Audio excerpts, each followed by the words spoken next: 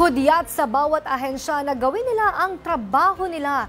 Yan ang sinabi ni Palace Press Officer Attorney Claire Castro kaugnay ng pagpapaimbestiga ni Pangulo Ferdinand R. Marcos Jr. sa maanumalyang flood control project sa bansa. Ang detalye ihahatid ni Faith Santiago.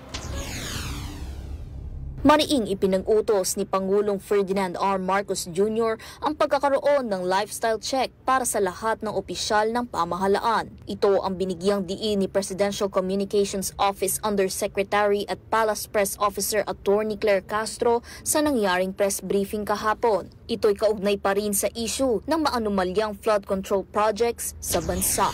Ongoing din ang investigation ng pamahalaan upang matukoy ang mga nasa likod ng mga proyektong dapat sana ay makakatulong sa solusyon ng malawakang pagbaha sa bansa. Mabapatid na kamakailan ay nagsasagawa ng serye ng investigasyon ang Pangulo para tugunan ang mga hinaing sa sumbong sa Pangulo website. Kabilang na dito ang pagpunta niya sa Marikina, Iloilo, Bulacan at Benguet para inspeksyonin ang lagay ng mga proyekto. Kasabay niyan ay ibinahagi rin ni Yuse Castro na pwede nang magsagawa ng sarili nilang inspeksyon ang bawat lokal na pamahalaan. Kasama ring pinahintulutan ang ilang mga ahensya sa bansa, kasama na dyan ang Commission on Audit, Bureau of Internal Revenue at Bureau of Customs. Ang hakbang na ito ay para mapanagot ang mga nasa likod ng irregularidad sa mga proyekto na nagbibigay ng labis na pagpapahirap sa mga Pilipino. Samantala, katuwang ng punong ehekutibo ang Kamara sa pag-iimbestiga. Mababatid na sa ilalim ng House Resolution No. 145,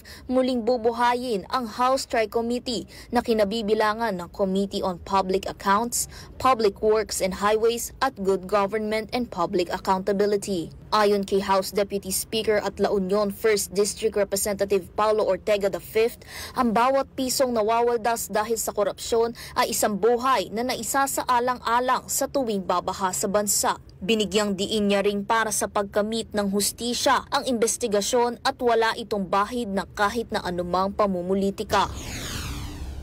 Binigyang diin naman ng Kamara na dadaan sa due process ang investigasyong magaganap.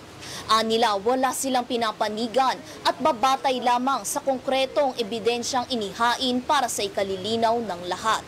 Anila, dapat galangin ang karapatan ng bawat Pilipino upang makaranas ng maayos at gumaganang flood control system sa bagong Pilipinas. Para sa totoong balita sa bagong Pilipinas, Faith Santiago, Congress News.